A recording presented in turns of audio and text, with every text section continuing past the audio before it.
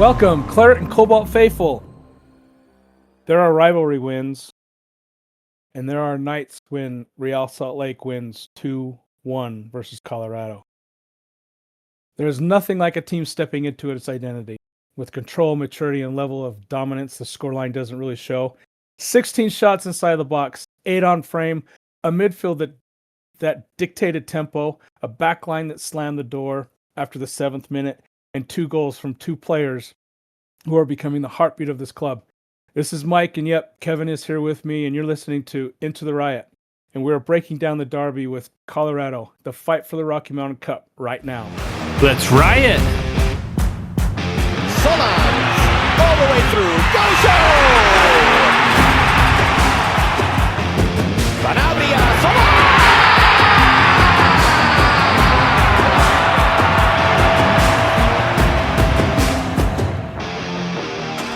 Kevin.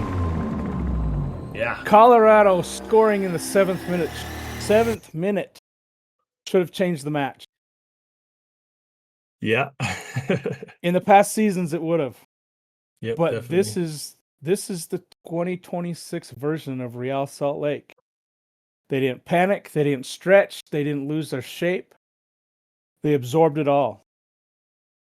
Then they took over. Kevin, is this the first sign of a mature team, or is Real Salt Lake just getting closer?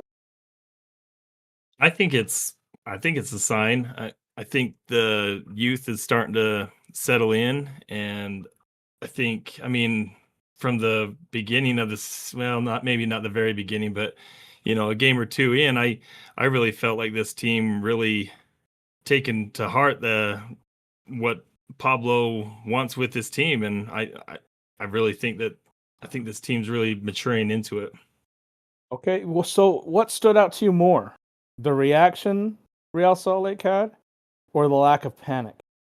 I think it was the lack of panic, because maybe it was because of the starting lineup again for me, but when Colorado scored in that 7th minute, I panicked. and it's because of what's happened in the past, like last year and stuff like that, but this team really it didn't shake them, and they played their ball. I mean, they really did look good after that first 7 minutes. Yeah, I'm rethinking that question I asked you. The lack of panic is kind of a reaction in itself, and how they reacted with the lack of panic. I think, it showed miles of maturity. Yeah. Being developed by these young players. Let's talk about some numbers, Kevin, in the match. Okay. 17 total shots, 16 inside the box, 8 of them on target. In this game, at least, I guess these numbers aren't really normal. No. But in this game, it wasn't random either. This RSL team created repeatable, high-quality chances in this match. Yep. 16 shots inside the box is Kevin, is this the most complete attacking performance we've seen from RSL this season? Or do you think Colorado's defensive shape just fell apart? It was probably one of our most complete attacking performances, which is crazy to say because we didn't have Luna. We didn't have Guy Lavogie for most of the game. I mean, there was some pretty key players that, we would normally have out there. And yeah, but it's nice to see that we were able to come up with the goals that we did without those players. Well, was Guy Lavogie out there for? I can't remember if he was out there in the second half. Yeah, he got subbed on in late. Yeah. So, but yeah, I mean, it's just it was really good to see that we did that without, especially Luna out there. Yeah, and in a important match between these two sides, right? I mean, it's the Rocky Mountain Cup. I mean, this is kind of important. Colorado has ownership of that of the cup right now, and Yep. I think it's time to bring it back home to Salt Lake. Yeah. So, do you think it's a little bit that RSL just kind of outranks Colorado? I mean, do you think that Colorado's that much below RSL's level right now? Well, I don't know. Colorado played really well. I mean, like I said, I was a little nervous when they scored the 7th minute. I was like, my gosh, because I went into it pretty confident. I was like, yeah, they're down the table a ways. I think this will be a good easy win for us, and then it just didn't start that way. But boy, did they turn it around, and they sure did show dominance after that. For sure. I mean, you talk about Colorado starting quickly.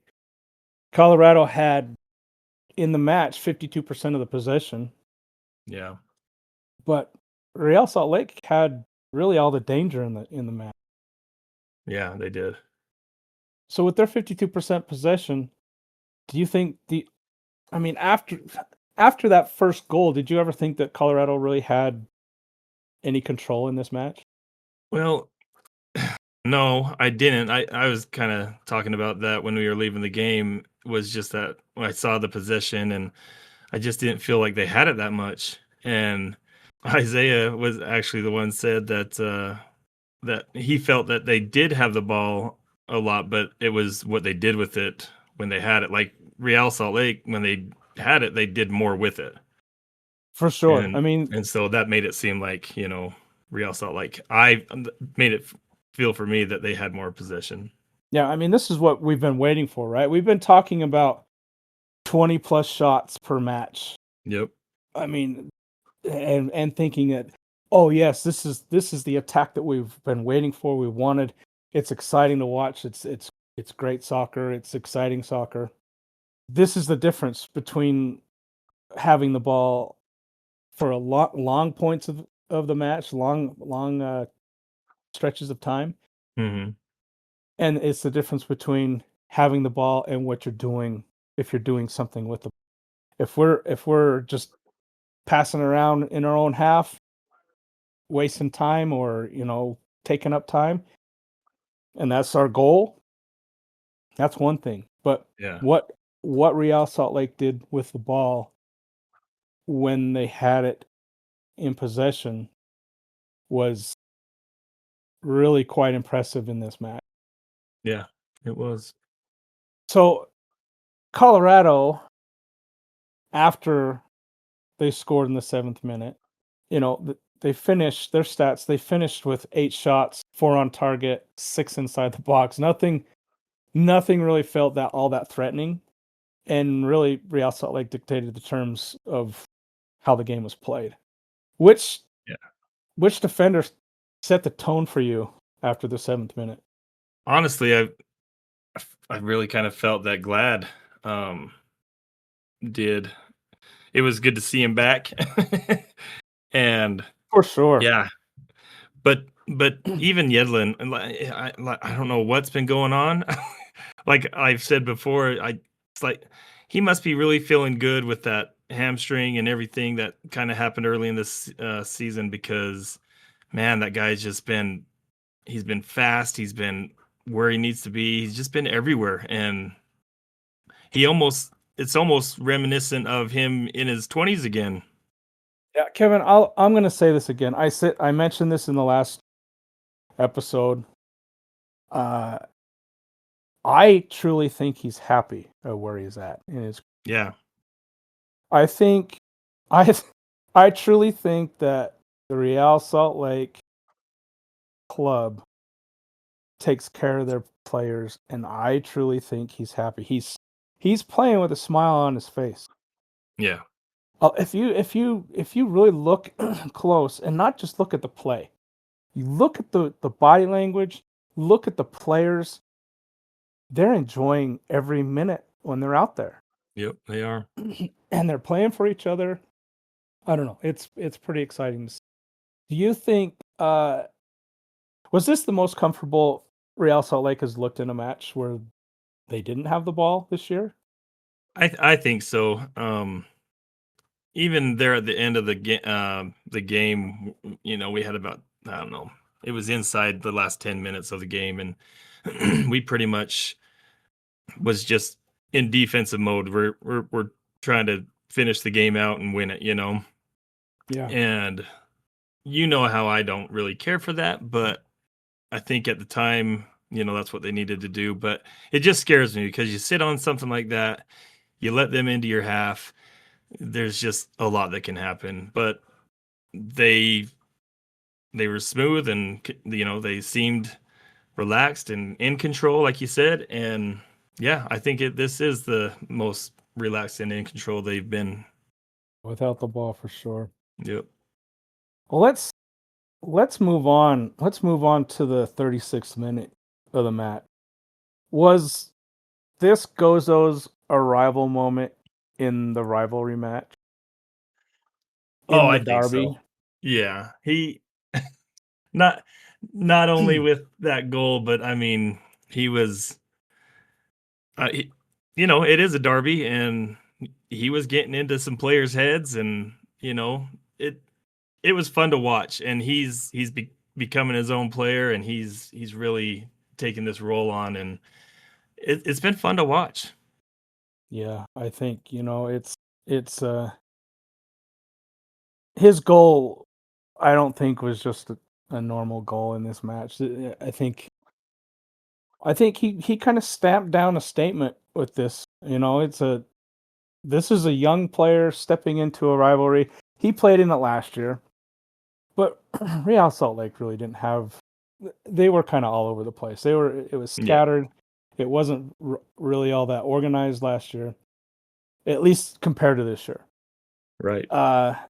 And it was kind of, I don't necessarily like this, but I think this is what Real Salt Lake needed, is a game like this, because we had Gozo chirping to Lucas Harrington,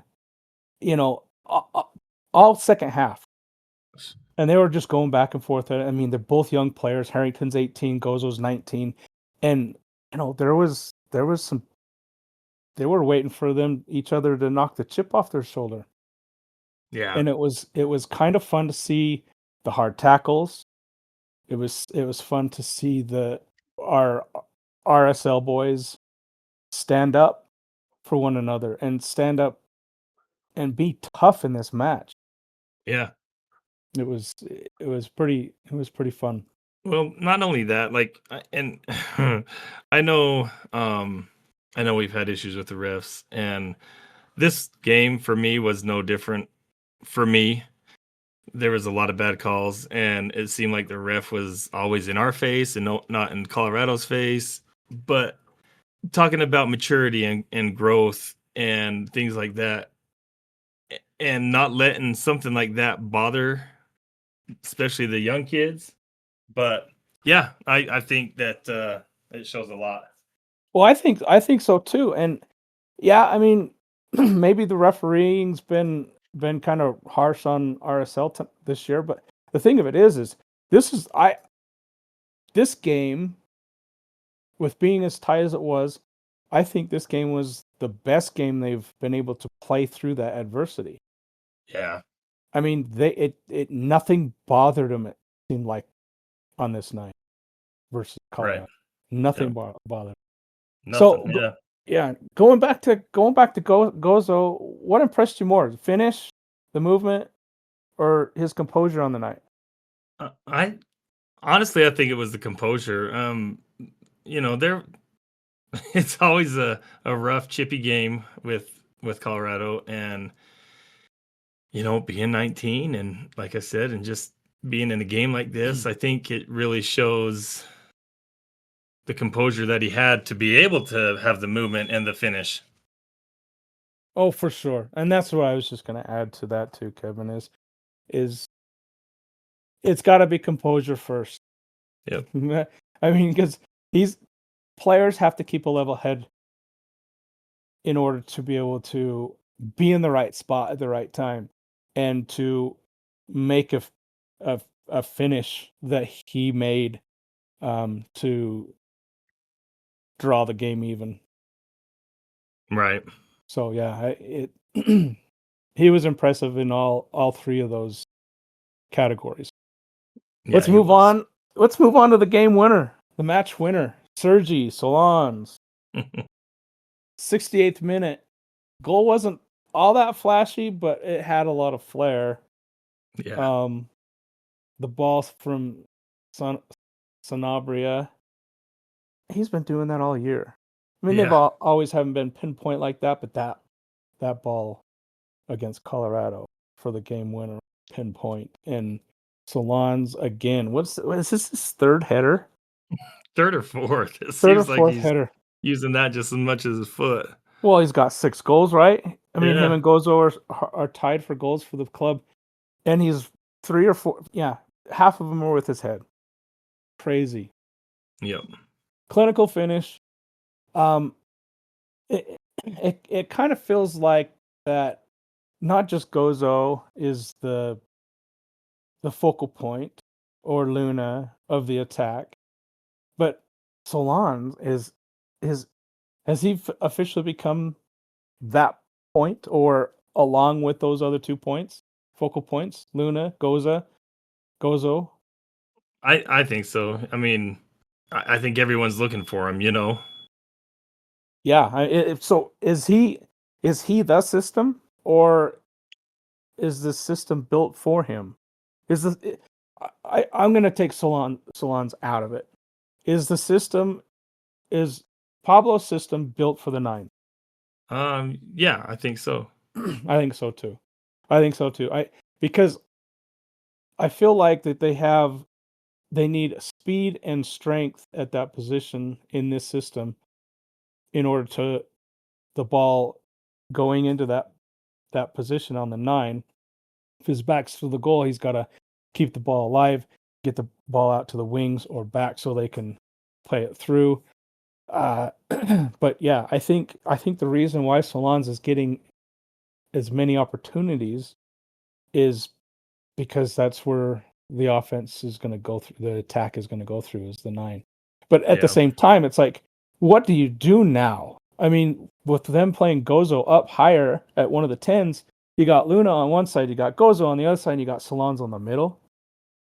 I mean, Yeah. and then you have, if you take one of those pieces out, you have Gilavagi on one side, and then Yep. even on the backs, the wing backs. I mean, you got Sanabria coming up the flank on one side. You got, I don't know, you had Gozo doing it, and you have Marcus doing it, and you have Booth now running that position. It's just it's crazy. Yeah. While we're there, why don't we mention some other pieces that made the night against Colorado work? I mean, the first goal, you have to give it up for Zach Booth. Yeah. I mean, he's the one that made that first goal happen. Yeah. No, yeah. With the high press, he intercepts He deflected intercepts that the ball. pass. Yeah, Yeah. deflects that pass. Gets it up to Solans. Solans drives, crosses it, and Gozo, keeps it down somehow and puts it in the back of the net. Yeah. I mean, Booth on that side, he's Arcani. I thought played a pretty decent game. Yeah. No, he did. I mean, I think he had 3 shots. Yeah. And if they don't get deflected, who knows what happens with those? Because he's got Right. a cannon left foot. Yes, he does. But yeah, I mean, and Sanabria, he was not quiet, but I don't think people talk about him enough. Yeah. Because he makes a ton of stuff happen. Well, he was our man of the match. Yeah. Yep, he was the man of the match. I think he got hit with like a 8.5 match rating or something like that he had. Yep.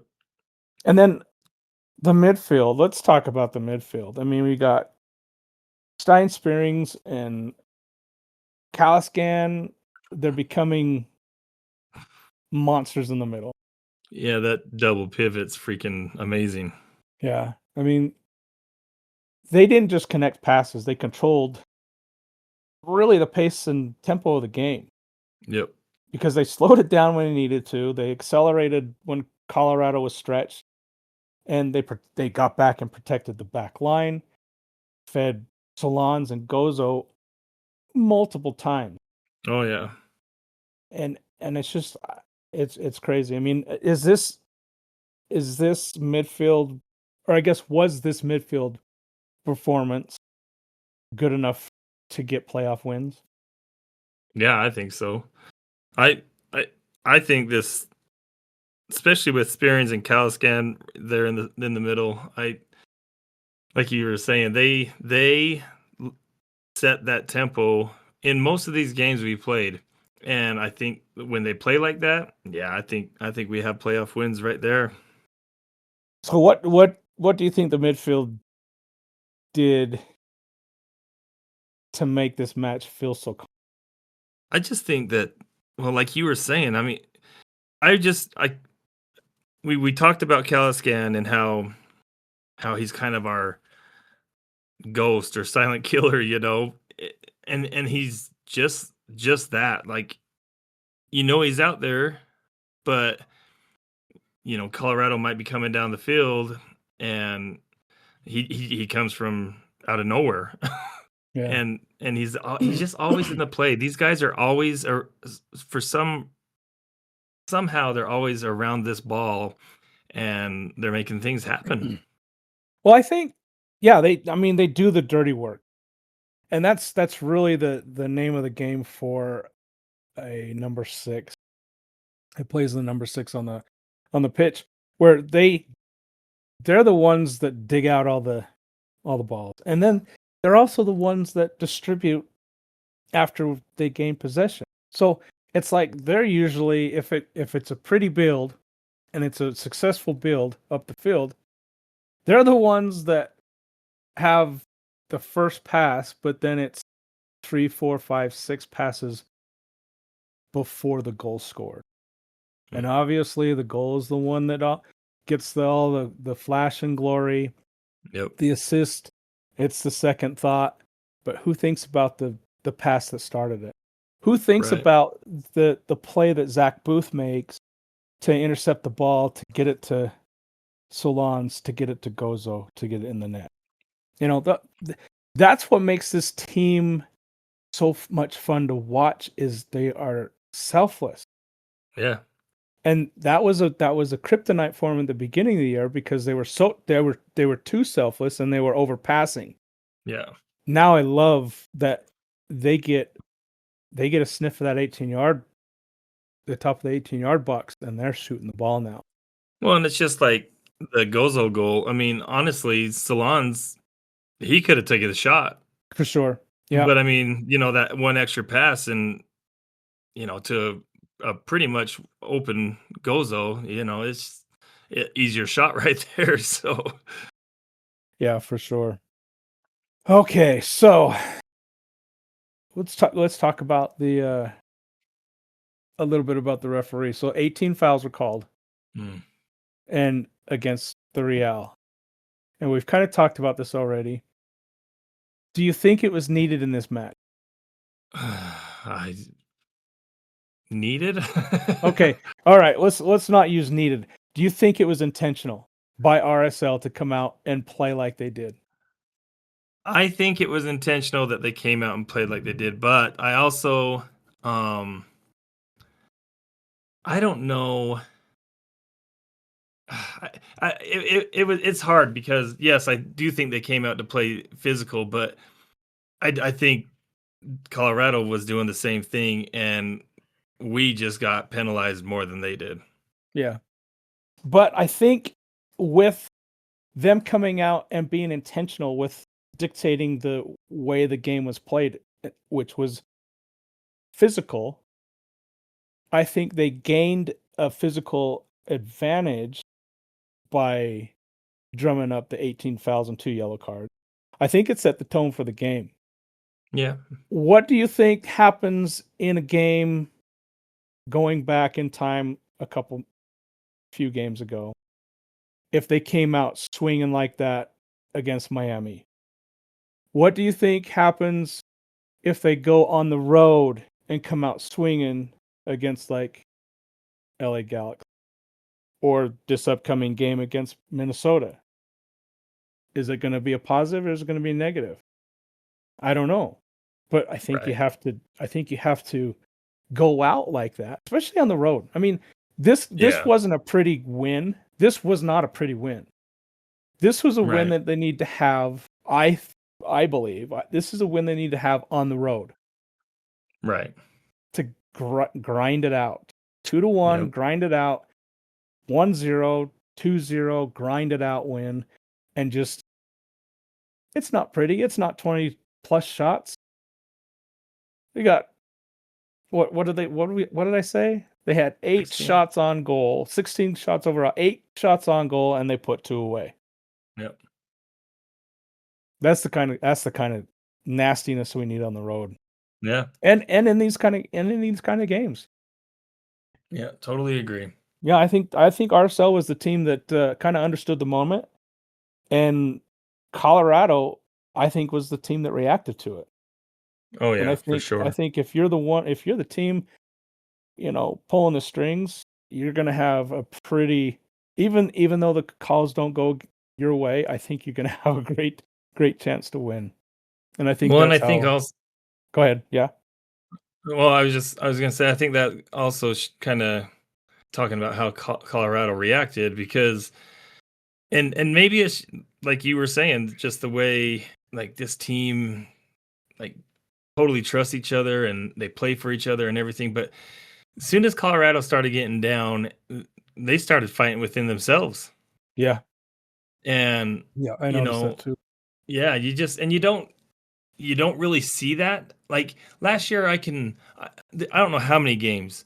I just remember a lot where Luna, one player didn't move the way he wanted him to, or the pass wasn't there, or this or that, and they were at each other all the time. And I'm just like, and this year you don't see it when Mhm. something doesn't go exactly the way they want it to. Sure they're a little upset, but they're not at each other's throats like they used to be, and it's making a difference. Yeah, I think so too. Luna's always going to be that fiery player, and you need a guy like that on the Right. on Yep. a club. But at the same time, I think Luna is having as much fun as the youngest guy on the team that's not getting Oh yeah. any playing time. And that's what makes a difference. Is even if you're the guy that's on the bench, hasn't got 1 minute this year, they're as happy as a clam. I guarantee you, they're have as big a smile as, say, Gilvagi coming over Right. from France and really kind of having the time of his life. Yeah. To be quite honest with you, I really think that they are all having. Yeah, it seems like it. I think so. So 3 questions before we get to the end of this. Do you think this is the most emotionally mature Real Salt Lake team we've had in years? Yeah, I think so. They, like we've been saying, I mean, they just seem like the maturity is there, especially when these guys they're selfless, like you said. They're playing for each other. They're playing for the cause. They're just so much more put together as a full unit than they ever have been. And I think that's maturity. Okay, so answer me this then. Which team was more mature? The Nick Raimondo, Kyle Beckerman team or this team? That's tough. I kind of think that this one is just because even with them, there was some shaky. Yeah, that's the team that won our one and only championship. But to get there, I don't think they showed it. But when they got into the playoffs, I think that's when their growth happened. I think that's when they really grew up and had the maturity. Because if they didn't, they wouldn't have gone as far as they did. Yeah, I like that answer actually. I mean, every team has to grow up, Yep. and it just depends on when you choose that. I mean, the thing of it is they grew up in the playoffs. This team is growing up in 2026 season. Who knows what happens in the playoffs? Yeah. I mean, it's an exciting time for Real Salt Lake for sure, because this team's growing up right in front of our eyes, and we spoke on that early in our little, in our early episodes.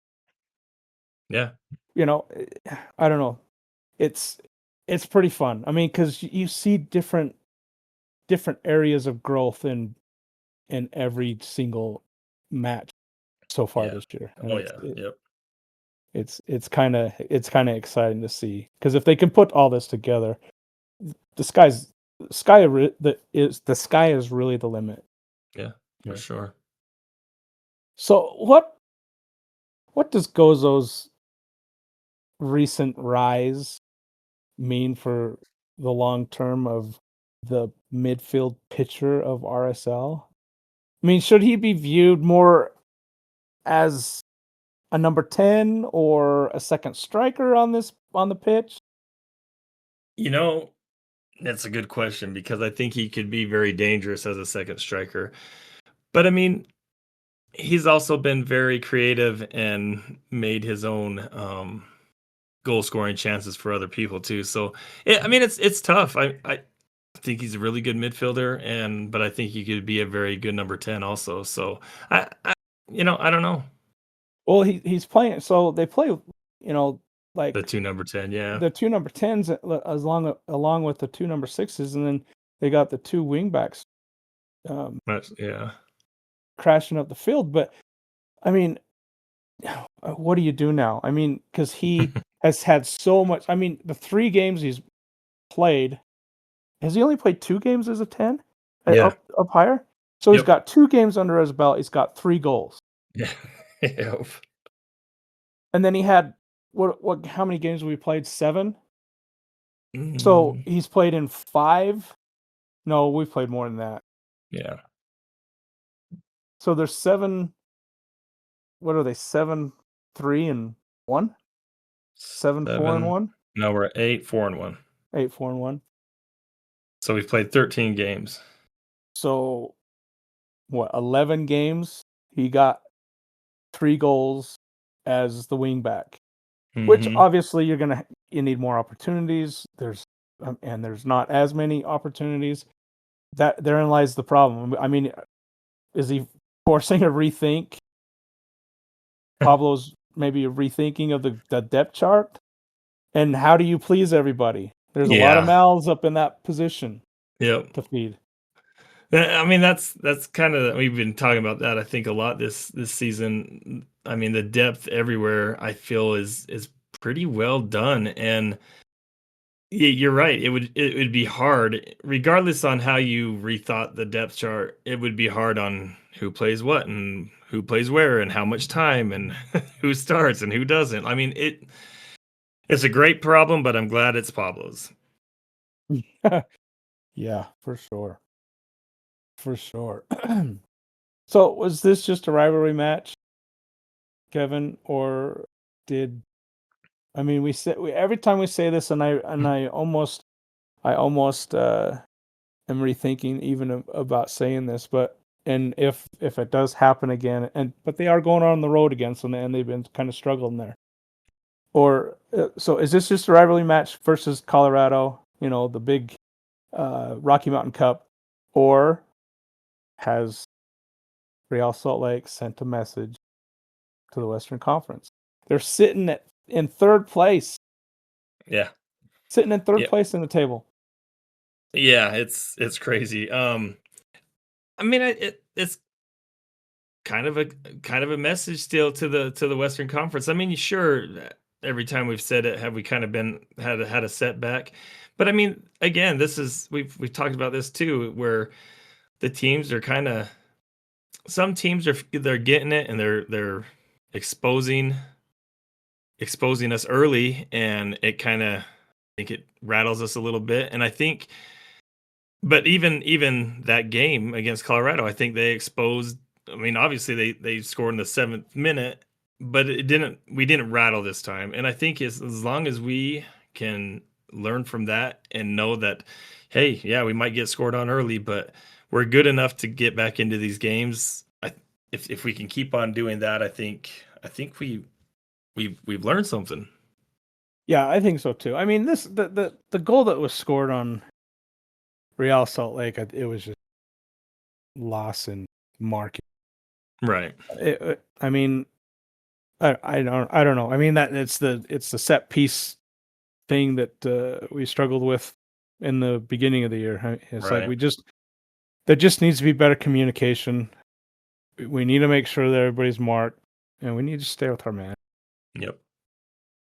All right. Well, this match against Colorado punched first, but our Real Salt Lake didn't even blink.